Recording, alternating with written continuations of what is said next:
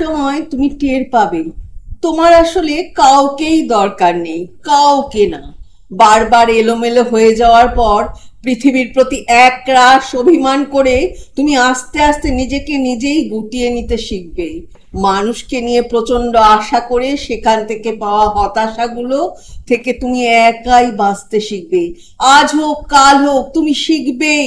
বারবার হোঁচট খেয়ে পড়ে যাওয়ার পরে একদিন তুমি টের পাবে তুমি কারো হাত ধরে ওঠার জন্য অপেক্ষা না করে নিজে নিজেই উঠতে চেষ্টা করছো।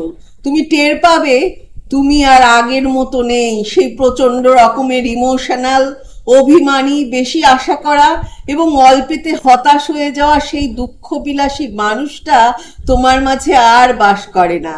কষ্টগুলো, হতাশাগুলো তোমাকে বদলে দেবে। বোকাশোকা ধরনের সেই তুমিটা একদিন ড্যাম কেয়ার ধরনের স্মার্ট তুমি হয়ে যাবে।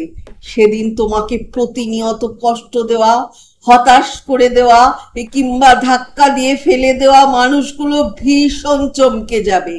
কেউ কেউ ফিরে আসতে চাইবে তোমার কাছে। তুমি সেদিন মুচকি হেসে নিজের জীবন সাজাতে ব্যস্ত হয়ে যাবে। এই ব্যস্ততা তোমার একারই, অন্য কাউকে এই ব্যস্ততার ভাগ দেওয়া যাবে না। উহু, একদমই দেয়া যাবে না।